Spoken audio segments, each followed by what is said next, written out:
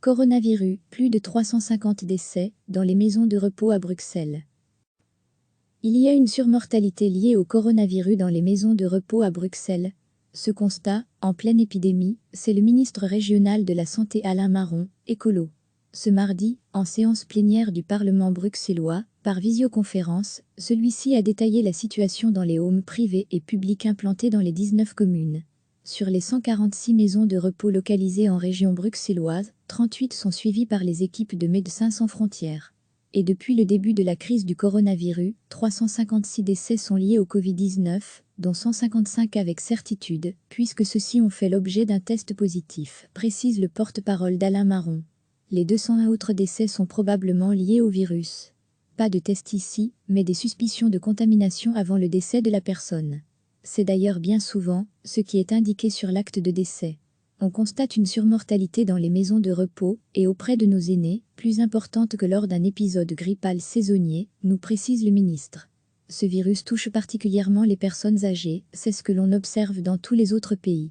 Il y aura certainement lieu d'analyser cela au regard des chiffres habituels de décès au cours de la même période les années précédentes. Mais ce qui est certain, c'est que cette épidémie a provoqué une surmortalité. Si la surmortalité frappe les maisons de repos, c'est en raison de leur particularité. Elles accueillent une population fragile, dans une collectivité, avec des va-et-vient depuis l'extérieur qui favorisent la propagation du Covid-19. Ce mardi, l'armée est venue prêter main forte au personnel encore disponible, dans une maison de repos de Jette, comme l'annonçait la RTBF ce mercredi. Le cabinet d'Alain Marron indique que l'armée pourrait également intervenir dans d'autres maisons de repos bruxelloises. Pas cette semaine, mais probablement la semaine suivante. Depuis plusieurs jours, le secteur appelle à l'aide face à une situation dramatique. Recevez chaque matin l'essentiel de l'actualité.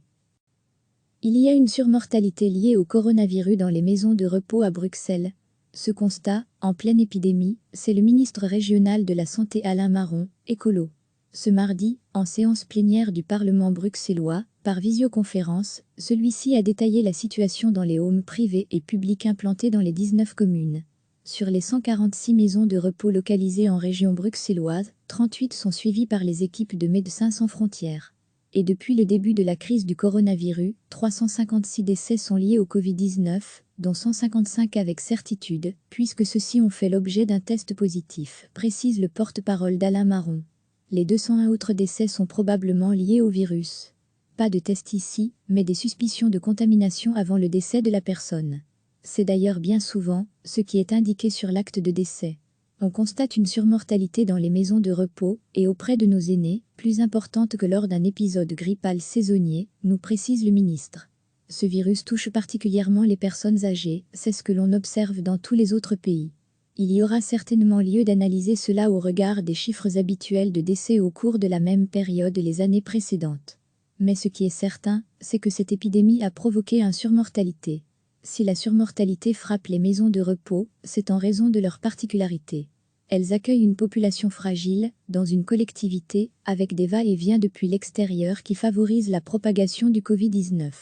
Ce mardi, l'armée est venue prêter main forte au personnel encore disponible, dans une maison de repos de Jette, comme l'annonçait la RTBF ce mercredi.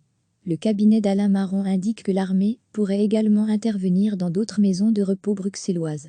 Pas cette semaine, mais probablement la semaine suivante. Depuis plusieurs jours, le secteur appelle à l'aide face à une situation dramatique. Cliquez sur s'abonner pour recevoir les dernières nouvelles.